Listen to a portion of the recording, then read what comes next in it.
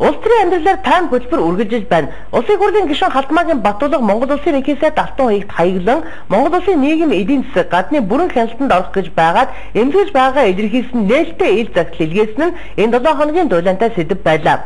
Монгол Улсын ерөнхий сайд хүн үндэсний аюулгүй байдлын зөвлөлийн гишүүн байдаг. Тэр утгаараа Улсын хурлын гишүүн Монголын ард түмний холбооны дарга Монгол Улсын иргэний хувьд Халтмаагийн Батулга Монголын ард түмний эрх ашиг эх орон үндэсний аюулгүй байдлыг хамгаалан бэхжүүлэх үүрэг үндэсний аюулгүй байдал хохирол учруулж болзошгүй асуудлаар төрийн албан тушаалтанд гомдол гаргах эрхийн дагуу энэхүү захидлыг бичжээ. Уг захидалтай сүүлийн өдрүүдэд улсын хурал болон засгийн газраас Монгол Улсын ард түмний эрх ашиг үндэсний аюулгүй байдлыг сулруулах, хортоогоор нөлөөлөх, нэг аюултай үр дагавар авчих хэд хэдэн шийдвэрийг батлан гаргахаар завдаж байна.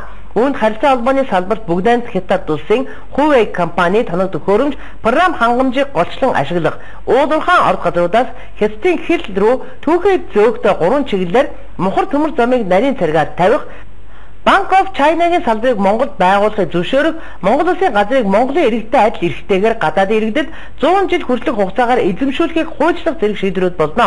Монголын харилцаа холбооны салбарт бүгдээс Хятад улсын Huawei компани тоног төхөөрөмж програмын хангамжийг голчлон ашиглах нь Монгол Улсын үндэсний аюулгүй байдал ямар их хохирол учруулах вэ?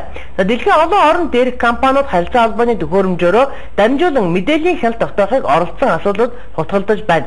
Филиппин, Уганда, Шри-Ланка, Кен, Иран, Энэтхэг, Норвеги зэрэг орнууд Huawei компани төхөөрөмжийг энэ шалтгаанаар хэрэглэхийг хоригдсон шийдвэр гаргаж, Америкийн нэгдсэн улсын Конгрессийн тагнуулын албыг хариуцсан байнгын хороо Huawei компани Америкийн нэгдсэн улсын аюулгүй байдалд аюул учруулж байна гэж үндсэн мэдээлэл гаргасан байна.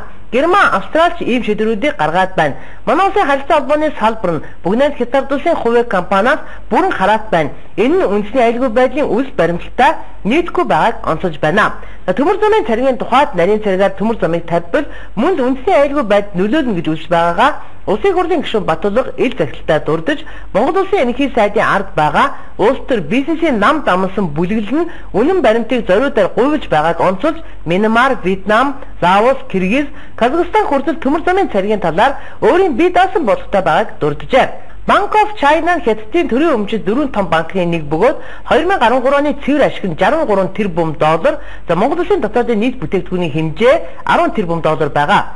Монгол Улсын 13 банкны 1 жилийн цэвэр ашиг нь 150 сая доллар байдаг гэд бодоход ийм том авраг банкыг Монголд дуудах нь эдийн засгийн аюулгүй байдалд нөлөөлнө гэж үзэж байгаагаа хэлжээ. Монгол Улсын иргэн хүн гадаадын иргэнтэй адилхан газар эзэмших талаар хуулийн төсөл заасныг Улсын хурлын гишүүн хүчтэй эсэргүүцэж байна. Газар нь улс гүрний тусгай тогтнолын баталгаа үндэсний онцгой өмч гэдгийг ил захидалтай дурдж Монгол Улсын тусгай тогтнол үндэсний аюулгүй байдал ард түмний эрх ашигт хохирол учруулах хууль бус үйлдэлийг даслан зогсоохоор Монголын ард түмний холбооны гишүүд болон Монгол Улсын иргэн миний бие өөрт байгаа бүхэл боломжийг ашиглан төрийнхөө хуулийг дээдлэн сөрөн зогсох болно гэдгээ уламжилжээ. Тэгвэл Монгол Улсын ерөнхий сайд Алтан хуяг Улсын хурлын гишүүн Халтмаагийн Батулга ил захидал маш товчхон хариултыг илгээсэн байна. Тэрээр захидлын хариулт гэхээсээ илүүтэй мэдээлэл гаргажээ. Харилцаа холбооны салбарт бүгдээс Хятад улсын Huawei ZTE компани тоног төхөөрөмж програм хангамжийг ашиглах тухай шийдвэрийг 2009 оноос хэрэгжиж эхэлсэн. Энэ асуудлаар үндэсний аюулгүй байдлын зөвлөлд гаргасан зөвлөмжийн дагуу ажил хийгдэж дууссан болно. Иргэн гишүүн таныг 2008 оноос зам тээврийн сайдаар 4 жил ажиллахдаа улсын хурал өргөн мэдүүлж батлуулсан төмөр замын бодлогыг манай засгийн газар огт зөрчөөгүй бөгөөд уулуурхаан бүтээгдэхүүн шууд гадагш гарах, зарим бомтод нарийн царигтай төмөр зам тавих асуудлыг улсын хуралд өргөн мэдүүлээд байна.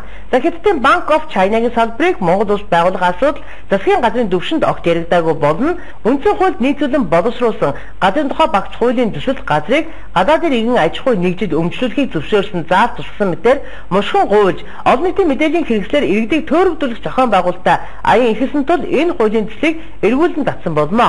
Шинжлэлийн засгийн газар нь Монгол Улсын үндэсний аюулгүй байдал тусгаар тогтнолд хор хохирол учруулах ямар нэгэн шийдвэр гаргаагүй бөгөөд ийм шийдвэр хизээж гарахгүй гэдгийг хариуцлагатаар мэдэгдэж байна гэжээ. Нэгэн цагт нэг танхим мөр зэрэгсэн суулсын төрийн өндөр дээд албан тушаалтнууд энэхүү төрийн ордонд нүрээ харан уулзгаас илүүтэй ил загтаар харилцаж Монгол Улсын үндэсний аюулгүй байдал тусгаар тогтнолын асуудлыг хөндөж байгаа нь нийгэм дулаан тарж байна.